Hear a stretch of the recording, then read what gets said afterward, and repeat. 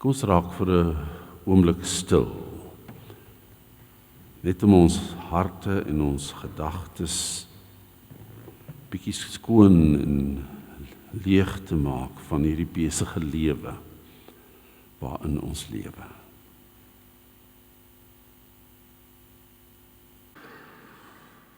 Ons gaan lees uit Matteus 15, 'n besondere gedeelte, maar kom ons bid eers saam. Heilige Gees, U is die een wat deur die Vader en die Seun vir ons gestuur is. Juis om ons harte voor te berei vir die lees en die verstaan van U woord. Sodat U woord saad kan word wat op goeie grond val. Saad kan word wat sterk sal groei. En nou, wanneer ons weer gaan lees, dan verwag ons al dat U vir ons die ewige nuutheid van U woord sal laat raak sien. En dat ons sal verstaan dat dit is wat die woord lewend maak. Dat elke keer wanneer ons dit oopmaak, elke keer wanneer ons tyd spandeer om dit te probeer verstaan, ontdek ons weer hoe wyd en groot en diep is U genade en U liefde en U barmhartigheid. Open vir ons U woord, U heilige woord. Amen. Matteus 15. Jesus het daarvandaan weggegaan en na die streke van Tyrus en Sidon toe vertrek. 'n Kanaanitiese vrou wat in daardie gebied gewoon het, het onverwags by hom aangekom. Sy het aanhoudend geroep: "Ontferm U oor my, Here, Seun van Dawid. My dogter is in die mag van 'n bose gees en dit gaan sleg." Maar hy het haar niks geantwoord nie. Sy disippels kom toe by hom en vra: "Stuur haar weg, want sy hou aan met skreeu hier agter ons." Jesus antwoord: "Ek is net na die verlore skape van die volk Israel toegestuur." Maar die vrou kom kniel voor hom en sê: "Here, help my." Hy sê vir haar: "Dit is nie mooi om die kinders se brood te vat en vir die hondjies te gooi nie." "Dit is waar, Here," sê sy. "Maar die hondjies eet darm van die krummels wat van hulle baas se tafels afval." "Mevrou," sê Jesus vir haar, "jou geloof is groot. Jou wens word vervul." Van daardie oomblik af was die dogter gesond. Die tema waarop ek besluit het, was nou: daar is meer as genoeg. Toe ek die eerste keer die teks lees, het ek besluit dit gaan my tema wees, maar hoe meer ek nou deur die loop van die week geleef en oor die teks gelees en oor die teks gedink het ek ook gedink, maar dit sou dalk 'n goeie maar vreemde voorbeeld van gebed kon wees. Iemand vra my in die week hierdie moeilike vraag wat maar altyd gevra word wanneer ons met mekaar oor gebed praat. En die vraag is iets in die lyn van: as ek dan nou aanhoudend bid en vir God sekere dinge vra en dit gebeur nie, wat dan? Nou, dit was 'n skielike vraag wat ek nie verwag het nie. En ek moes nou vinnig dink aan hoe verduidelik ek dit vir hierdie persone wat nou nie jare lank in die kerk al kom nie, maar eintlik maar meer dan as nou in die kerk kom. En ek gebruik die voorbeeld, ek sê, weet jy, ek en my vrou het daagliks 2 afsprake. Ons staan elke dag 'n halfuur vroeër op, sodat wanneer ons dan nou klaar reg is om dat ek moet gaan werk en sy reg is vir die dag, dan sit ons en ons gesels sommer net. Want as ons dit nie beplan nie, gaan dit nie gebeur nie. Ons sit met ons koffie en ons het so 'n klein sitkamertjie daar langs ons kamer en daar kuier ons. En ons gesels sommer oor alles. En dan in die middag het ons weer 'n afspraak. Hier om en by 5:30 is my dag dan nou 'n bietjie rustiger raak en alles is agter my, dan drink ons tweede koppie koffie saam. En ons praat weer. En so gebeur dit hierdie week dan nou dat ek by een van die oggendsessies vir haar sê, ek sien daar 'n liggie in my kar aangekom en hy moet gediens word. Maar wie as ek nou hier wegry en ek kom nou by my werk, dan vergeet ek al hierdie goed. Ek weet ek moet bel, ek weet ek moet 'n afspraak maak, maar ek kry net nie die kans nie. Maar ek gaan vandag weer probeer. Dis al wat ek sê. En hier by 9:00 se kant, toe bel sy my. Sy sê, jy het 'n afspraak vir jou kar vir môre. Ek sal die kar vir jou invat. En dit het my laat dink, dis wat gebed is. Dat gebed nie noodwendig is om altyd met hierdie lang lysie te sit van goed wat ek van God afsmeek nie. Maar dit 'n gesprek is, soos hierdie Kanaanitiese vrou met Jesus ook gehad het.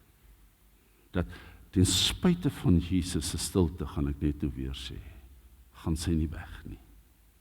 Maar ook, so in die gesprek, kom God agter wat ons nodig het. En sommige van die goed vra ons nie eers nie, maar God weet. En as ons weer sien, dan gebeur dit. Maar ons dink nie altyd, dit is God nie. God het my onuitgesproke gebed verhoor, deur vir my 'n vrou te gee, wat na my luister en sien wat ek nodig het, en dan iets daaraan doen. God antwoord ons gebede, meeste, indien nie altyd nie, deur mense. En hier, in hierdie besondere verhaal, is dit iets daarvan. So, in die eerste plek kom hierdie Kanaanitiese vrou nou by Jesus aan. Hulle trek deur Tyrus en Sidon, wat nou in elk geval nie in Israel is nie. So dis die Israeliete, die Jode sou het genoem het, deur 'n heidense gebied. En in daardie gebied bly dan nou hierdie Kanaanitiese vrou. En sy sê, ek het 'n probleem. Die probleem is, my dogter het 'n bose gees en sy sukkel. Maar Jesus het haar niks geantwoord nie. Jesus het dit gehoor, maar het niks gebeur nie. En ons ken dit. Ons ken dit, dat die kere wat ons ook maar kom sê, Here, help my kind. Here, red my huwelik. Here, ek kan nie meer nie. Dis wat hierdie vrou ook maar sê, Here, ek kan nie meer, ek weet nie wat is volgende, ek weet nie wat om te doen nie. Maar dwars deur die stilte, is dit haar geloof, wat haar aan die gang hou.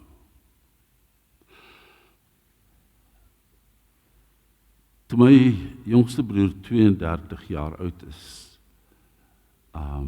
hy dood in 'n veldbrand. Hy was die brandweer afdelingsbestuurder in Sasolburg. En hulle het bewus geraak van hierdie veldbrand en nou ja, in Sasolburg wil jy nie 'n veldbrand tot te naby aan die dorp laat kom nie. En toe nou as bestuurder gaan hy en sy adjunk, hulle stuur eers die brandweerwaans uit, alles wat beskikbaar is, stuur hulle uit. Toe sê hulle, maar hulle sal 'n ander plan moet gaan maak. En hulle wil gaan kyk, hoe lyk dit agter die veld, om te sien of hulle dalk 'n voorbrand kan maak. Maar hulle ry toe met hulle jeep, nog hulle 'n goeie voertuig is om so in die veld rond te ry hulle, en op 'n stadium wou hulle net so bietjie uitklim om nader te kyk wat gaan hier op die grond en in die omgewing aan. En die oomblik toe hulle uitklim, daai seker so 20 tree van die jeep op wegstap, toe draai die wind. Nou, ek weet nie of julle weet hoe lyk die droë gras in die hoofveld nie. Dis lank en is droog en hy brand teen die spoed van lig. En toe daai wind waai en hulle as opgeleide brandweermanne verstaan wat besig is om te gebeur, toe hardloop hulle terug na die jeep toe. Maar daai vuur haal hulle van agteraf in. En eers het sy adjunk geval en hy val te boop sy adjunk. Eintlik het hy gedink om hom op te tel en hom saam te sleep. Maar ja, op die ouend is hy nou 2 dae later in die hospitaal dood. Toe kom sy vrou na my toe. Na so 'n paar dae. Sy sê, sy wil aan my 'n belofte maak. Aan my. Dat as die Here Leon se lewe spaar, dan sal sy die res van haar lewe gee om vir die Here te werk. Dit is 'n gevaarlike speletjie om te speel daai. En toe sy dood. En sy vrou het nooit weer, tot vandag toe, sy leef nog, ons het kontak met haar, het gaan goed met haar, tot vandag toe nie weer haar voet in die kerk gesit nie. Ons is nie geleer om deur stilte heen te bly glo en te bly vertrou op God wat nie praat nie. Maar kom ons kyk bietjie na die vrou. Die vrou is in die eerste plek 'n buitestander in verskillende opsigte. In die eerste plek sy 'n vrou. Sy's 'n vrou in 'n wêreld waar mans oorheers. So dit maak haar 'n buitestander. In die tweede plek is sy 'n heiden, want sy's nie 'n Israeliet nie. Sy's nie deel van die verbondsvolk nie. Maar dan wat die derde een dan verduidelik, sy's 'n Kanaaniet. En ons lees baie keer te vinnig daaroor. Kanaan was die beloofde land. Kanaan was die land wat God aan Israel beloof het en wat hulle ingeneem het toe hulle uit Egipte verlos is. Maar ons weet ook dat dwars deur die geskiedenis van Israel was die Kanaaniete vir Israel 'n probleem. Baie oorloë deur verskillende groepe van die mense wat in Kanaan agtergebly het. So, sy is histories, is 'n vyand van Israel. Maar hier is die woorde wat saak maak. Sy sê, Here, seun van Dawid. En dit is die identifisering van wie Jesus is. As ons daaraan dink dat Matteus eintlik spesifiek vir Jode geskryf is. En dat al sy disippels eintlik Jode was. Maar hierdie is die eerste keer in Matteus en die enigste keer in enige een van die 4 evangelies wat Jesus so aangespreek word. Here, seun van Dawid. Hierdie buitestander sien wat die insiders, die mense wat deel is van hierdie binnekring en wat veronderstel is om alles beter te verstaan as die daar buite. Die een daar buite verstaan dit beter. Here, seun van Dawid. Here, die een wat deur God beloof is om op die troon van Dawid te sit. Here, die een wat God beloof het om in ons lewens te kom doen, wat geen mens ooit sou kon doen nie.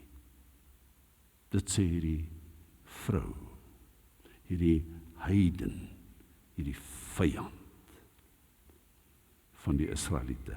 En die disippels reageer hierop. Die disippels sê, stuur haar weg. Sy skreeu die hele tyd. Sy skreeu die hele tyd op ons en sy maak geraas. En hier sien mens die grense wat die disippels rondom hulle self en rondom Jesus getrek het. En met grense bedoel ek nou, hierdie is 'n sekere terrein wat ander nie mag oorsteek nie. En die disippels sê die gedagte, maar mens skreeu nie op Jesus nie. En nou is hierdie vrou, hierdie heiden, hierdie vyand, sy hou nie op met skreeu nie. Stuur haar weg, sê hulle. Maar Jesus doen dit nie. En ons kan nie anders as om te vra, maar wat 'n grense het ons vir onsself opgestel en uitgedink om 'n onderskeid te maak tussen die insiders en die outsiders. Die wat hoort en die wat nie behoort nie. Byvoorbeeld, maar hier is ons, daar is hulle. Ons sê, ons is die wat reg glo. Hulle is die wat verkeerd glo. Ons, en die manier hoe ons optree, en die manier hoe ons godsdiens bedryf en verstaan en uitoefen en uitleef, dis die regte manier. Die ander, wat dit op 'n ander manier wil doen, maak net die lewe vir ons moeilik. Dis maar die grense. Daar's nog baie ander. Maar ons moet maar dikwels dink oor leef ons nie nou met 'n mensgemaakte grens nie. Sluit ons nie mense uit nie. Broei ons mekaar nie warm as die eners denkende en eners verstaande mense nie. En skep daarmee 'n massa outsiders. Ons moet maar telkens daaroor dink. Nou, ons wil onsself natuurlik graag in die skoene van hierdie Kanaanitiese vrou sit. Om iets te sê van, maar ek verstaan wat dit beteken om op hierdie manier uitgesluit te word. Ek dink nie ons moet nie. Ek dink ons moet onsself eerder in die skoene van die disippels kom plaas. Juis omdat kerkmense so maklik en so dikwels grense trek wat God nie so trek nie.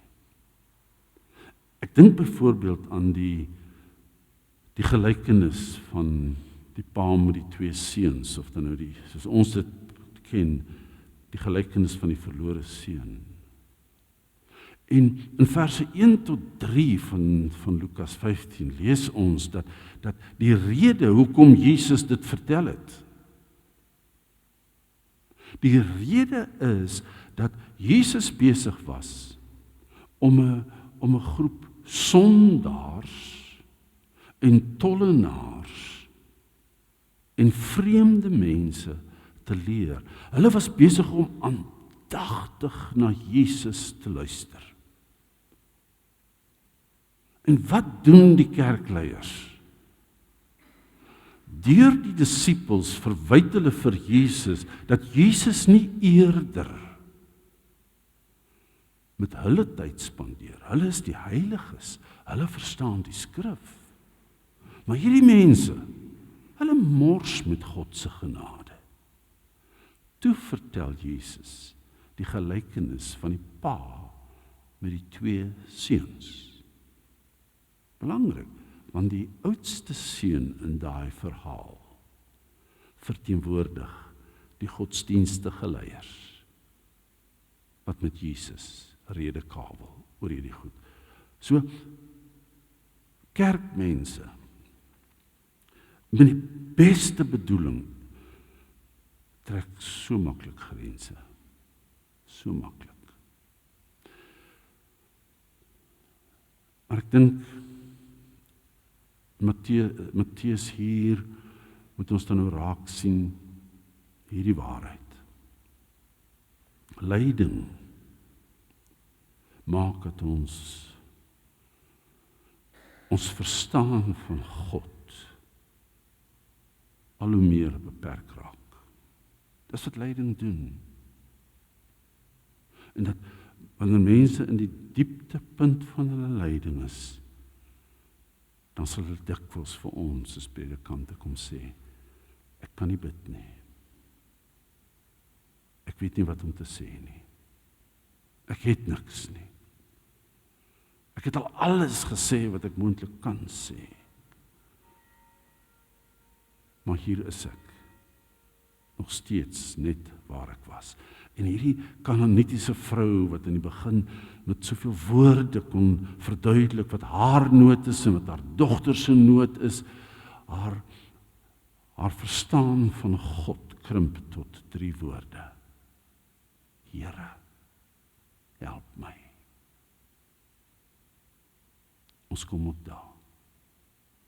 Here, ek weet nie wat om te vra nie. Maar al wat ek sê, Here, help my. Here, U weet alles. Here, U weet as ek so in die dag met my gedagtes worstel, dan is U daar. En dikwels praat ek in my gedagtes met U ook. En ek sê vir U wat vir my moeilik is en wat vir my onhanteerbaar is en wat vir my bekommerd maak, wat my hartseer maak. Here, U weet. En vanaand, as ek met my gebedstyd kom, is al wat oorbly. Here, help my. En daarin vind God sy vrede. Jy het nie weggeloop nie. Jy deur die stilte heen, deur die pyn heen, deur die lyding heen, het jy gebly waar hy was, en waar hy altyd sal wees. Hier by ons. En miskien is daar die kort gebed, daar die min woorde, heeltemal genoeg. Dan begin Jesus tog met haar gesels. En Jesus sê vir haar eintlik wat sy disippels sal dink. Hy gebruik die mooi beeld, hy sê, dis nie mooi om die kinders se brood te vat en dit vir die hondjies te gooi nie. Israel is God se uitverkore volk. Dis ons nou nie goed om hulle af te skeep en vir jou, 'n vrou, 'n heidense vrou, 'n Kanaaniet, ons vyand, meer aandag te gee nie. En dan swyg sy nie. Sy tree in gesprek met Jesus. En sy sê vir hom, maar die hondjies eet darm van die krummels van hulle baas se tafel afval. Dis die vrou se antwoord. Ek hoop julle hoor die grootsheid van die genade in hierdie woorde. En die krummels is genoeg. En skielik verander die vraag. Die vraag is nou nie meer wie's die kinders en wie's die hondjies nie. Dit sou natuurlik 'n heerlike teologiese debat kon wees om dit nou vir eens en vir altyd uit te klaar. Wie is kinders en wie is hondjies? Dis nie waaroor dit gaan nie. Dit gaan oor iets anders. Is daar genoeg brood? Of is daar genoeg genade? Is daar genoeg omgee of ontferming? En dalk, soos hy dit sê, is daar dalk genoeg liefde vir iemand soos ek? Dit is ingebou in hierdie gesprek. Maar die vrou het reeds haar antwoord. Dit's meer as genoeg.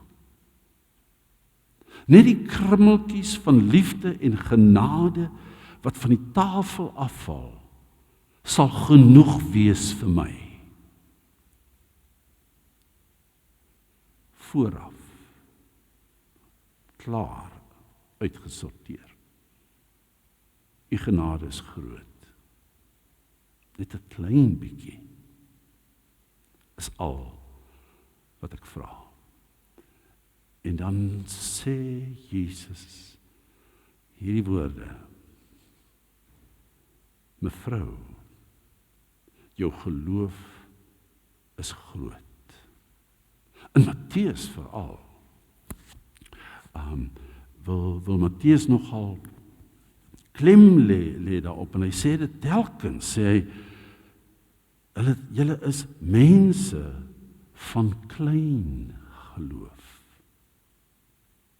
Dit sê vir die disippels, vir hierdie vrou wat 'n heiden is, wat 'n Kanaaniet is, wat gehoor het van hom, sê hy, jou geloof is groot. En dalk sou mens kon sê, genoeg. Maar nou wil ons tog maar weet, né, dis hoe ons as mense is, wat maak haar geloof so groot? Wat maak dat Jesus so op haar antwoord reageer? Dis nie omdat sy verstaan nie. Dis nie omdat sy alles verstaan nie. Dis nie omdat sy die Bybel en alles rondom God 100% verstaan nie. Glo my, ons wat oor baie jare met die Bybel en met God op reis is, kom ook maar op die punt wat ons sal sê, Here, help my. Dit gaan nie oor verstaan nie. Dit gaan nie daaroor om al die antwoorde te hê nie. Dit gaan nie daaroor om op die aan die regte groep te behoort nie. Dit het niks daarmee te maak nie.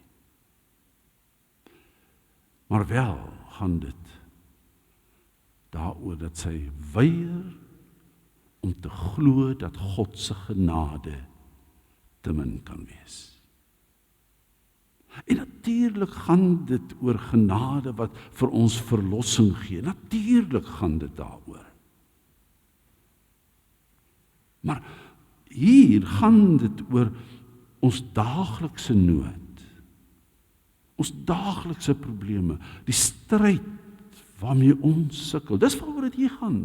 Dis die hier en die nou, dis vandag. Dis genoeg. Dit kan net nooit te min wees nie. Soms kry ek nogal die gevoel dat ons as gereformeerdes, en ek sê dit met groot dankbaarheid dat ek in die stroom mag swem, dat ons as gereformeerdes so bietjie bekommerd is God se genade gaan opraak. So kom ons maak seker, te veel mense maak nie aanspraak daarop nie. Hierdie vrou sê, 'n krummeltjie is genoeg. Sy glo daar is meer genade in Jesus as wat daar uitsluiting in haar wêreld is. Sy glo dat God se genade die grense wat deur mense getrek is, sal oorsteek. En selfs hierdie heidense vrou, die vyand van die volk, dit vir haar ook genoeg sal wees. En ons moet nie daaroor twyfel dat ons ook grense het nie. Ons moet nie daaroor twyfel nie. Byvoorbeeld die grens van kerk, nie kerk. Die grens van gelowig en ongelowig. Die grens van ryk en arm. Die grens van die Suid-Afrikaner en die buitelander. Die grens van respektabel. En ek het vir die woord gekies, gebroke. Hier, in hierdie geloofsgemeenskap, en as julle nou bietjie na die televisiepredikers luister so nou en dan sal julle dit hoor daar, hier is niemand arm nie, hier is niemand siek nie, hier kry niemand swaar nie.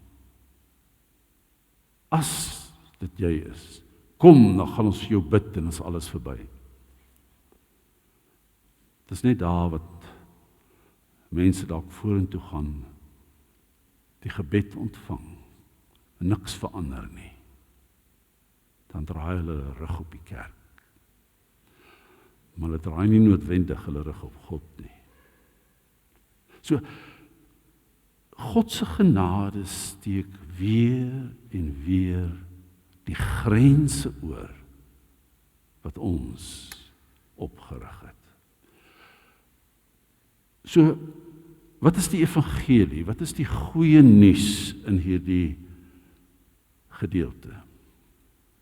Die goeie nuus is, daar's brood vir die wêreld.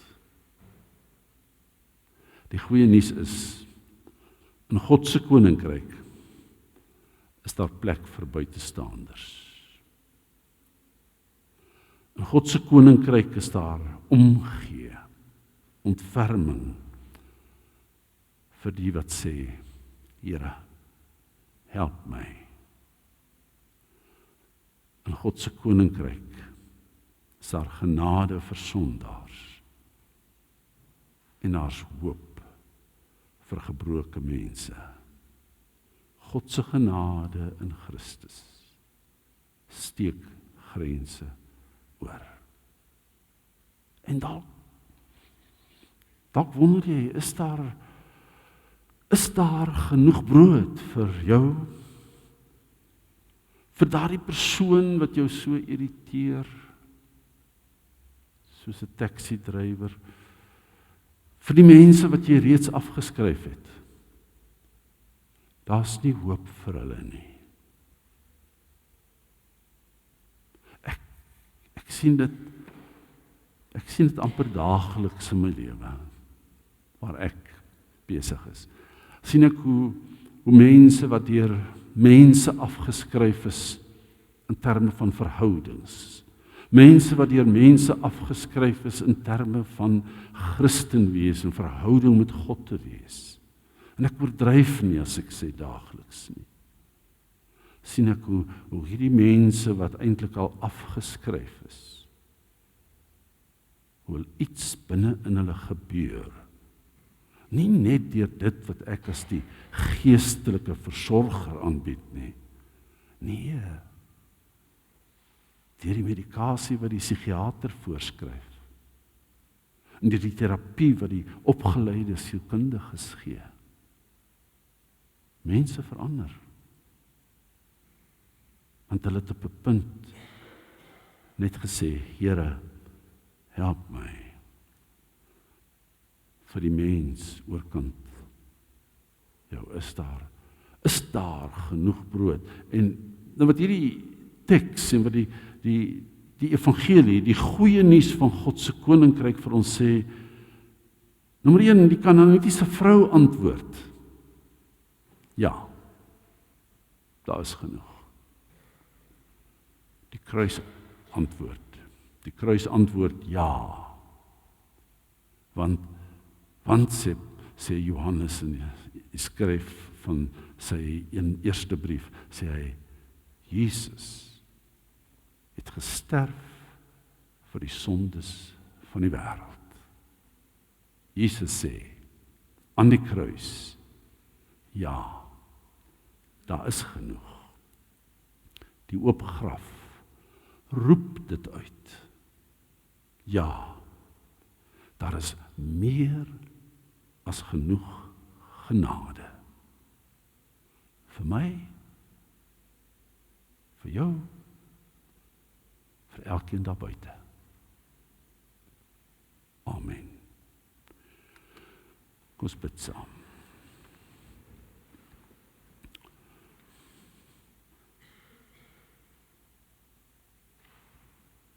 Here Jesus, as ons oë toemaak om te bid, dan kan ons eintlik ook nie anders as om te sê, dis genade alleen nie.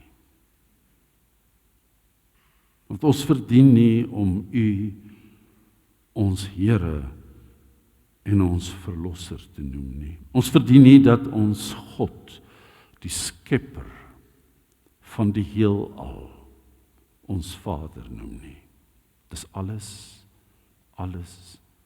net genade. Maar is nie net genade nie, dis oorvloedige genade en ons hele lewens roep dit uit. Meer as wat ek ooit kon dink, is hierdie genade in my lewe. Dankie dat ons met die grootste vrymoedigheid hier kan uitstap en vir elke mens met wie ons in aanraking kom kan sê, God se genade is genoeg.